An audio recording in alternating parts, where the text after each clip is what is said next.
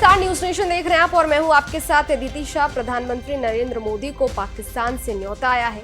प्रधानमंत्री मोदी को ये न्योता अक्टूबर में होने वाले शंघाई सहयोग संगठन यानी एससीओ से जुड़ी एक बैठक में शामिल होने के लिए भेजा गया है। एससीओ के council of heads of government यानी CHG की बैठक 15 और 16 अक्टूबर को इस्लामाबाद में होगी।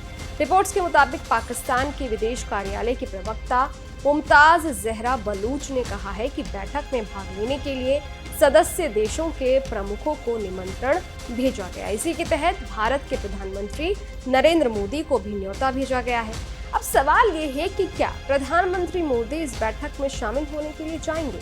प्रवक्ता बलूच ने कहा है कि कुछ देशों ने पहले ही बैठक में शामिल होने की पुष्टि कर दी है। किस देश ने आमंत्रण स्वीकार किया है, इस बारे में सही वक्त पर जानकारी दी जाएगी। रक्षा मंत्री ख्वाजा आसिफ ने बीते मंगलवार को कहा था कि पाकिस्तान निश्चित तौर पर पीएम मोदी को कार्यक्रम में शामिल होने के लिए न्योता भेजेगा। भारत ने 26 अगस्त को उन मीडिया रिपोर्ट्स का खंडन किया था जिनमें कहा गया था कि प्रधानमंत्री मोदी पाकिस्तान में होने वाले आगामी एससीओ शिखर सम्मेलन में शामिल नहीं होंगे।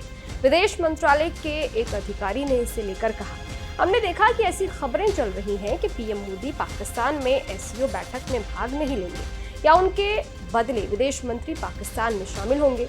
हम साफ करना चाहते हैं कि विदेश मंत्रालय ने इस मामले पर अब तक कोई टिप्पणी नहीं की, इसलिए इससे जुड़ी किसी भी अटकलेबाजी को हवा नहीं देना चाहिए, इससे बचना चाहिए। पाकिस्तानी अखबार डॉन ने गुरुवार को कहा कि कूटनीतिक सूत्र बता रहे हैं कि मोदी के सीमा पार करने की संभावना कम है, लेकिन भारतीय विदेश मंत्रालय की अटकलेबाजी से बचने की सलाह ने अफवाहों को दबाने के बजाय उनमें नई जान फूंक दी। अखबार आगे लिखता है कि भारत ने अब तक ऐसी कोई प्रतिक्रिया नहीं दी है कि पीएम मोदी एससीओ बैठक में शामिल हो रहे हैं या फिर नहीं। इस वजह से भारत और पाकिस्तान दोनों ही देशों में अटकलों का खेल शुरू हो गया है। इस साल 3 से 4 जुलाई को कजाकिस्तान में हुए एससीओ समिट में पीएम मोदी शामिल नहीं हुए थे। उनकी जगह विदेश मंत्री एस जयशंकर ने भारत का प्रतिनिधित्व किया था।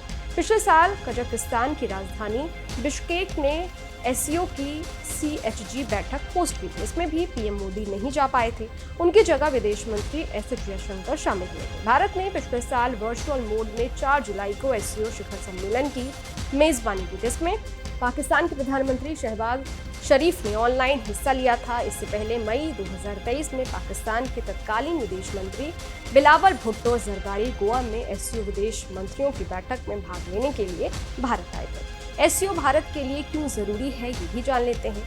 एससीओ में भारत, चीन, रूस, पाकिस्तान, कजाकिस्तान, किर्गिस्तान, तजाकिस्तान और उज्बेकिस्तान शामिल है। ये संगठन मध्य एशिया में शांति और सभी देशों के बीच सहयोग बनाए रखने के लिए बनाया गया है।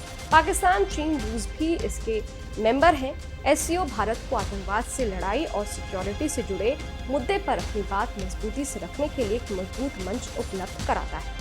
एक्सपर्ट्स के मुताबिक एससीओ को लेकर भारत की 3 प्रमुख पॉलिसी है। रूस से संबंध मजबूत करना, पड़ोसी देश चीन और पाकिस्तान के दबदबे पर लगाम लगाना और जवाब देना, और सेंट्रल एशियाई देशों के साथ सहयोग बढ़ाना। एससीओ से जुड़ने में भारत का एक प्रमुख लक्ष्य इसके सेंट्रल एशियाई रिपब्लिक यानी CARS के 4 सदस्यों कजाकिस्तान, किर्गिस्तान, तजाकिस्तान और उज्बेकिस्तान से आर्थिक संबंध मजबूत करना है। इन देशों के साथ कनेक्टिविटी की कमी और चीन के इस इलाके में दबदबे की वजह से भारत के लिए ऐसा करने में मुश्किलें आती रही हैं। 2017 में एससीओ से जुड़ने के बाद इन सेंट्रल एशियाई देशों के साथ भारत के व्यापार में तेजी आई है। 2017 और 18 में भारत का इन 4 देशों से व्यापार 11,000 करोड़ रुपए का था, जो 2019 और 2020 में बढ़कर 21,000 करोड़ रुपए से ज्यादा हो गया। इस दौरान भारतीय सरकारी और प्राइवेट कंपनियों ने इन देशों में गोल्ड माइनिंग, यूरेनियम, बिजली और एग्रो प्रोसेसिंग यूनिट्स में निवेश भी किया। सेंट्रल एशिया में दुनिया के कच्चे तेल और गैस का करीब 45% भंडार मौजूद है, जिसका उपयोग ही नहीं हुआ। इसलिए भी ये देश भारत की एनर्जी जरूरतों को पूरा करने के लिए आने वाले सालों में अहम है। भारत की नजरें एससीओ के ताज़ा सम्मेलन के दौरान इन सेंट्रल एशियाई देशों के साथ अपने संबंध और मजबूत करने पर रहने वाली है। खैर, इस वीडियो पर आपकी क्या राय है? ये वीडियो आपको कैसा लगा? कमेंट बॉक्स में जरूर बताइएगा। देश और दुनिया के तमाम खबरों के लिए देखते रहिए न्यूज नेशन डिजिटल, मेरे यानी अदिति शाह के साथ। शुक्रिया। न्यूज नेशन अब व्हाट्सएप पर खबरों के ताजा अपडेट के लिए न्यूज नेशन के इस क्यूआर कोड को स्कैन करें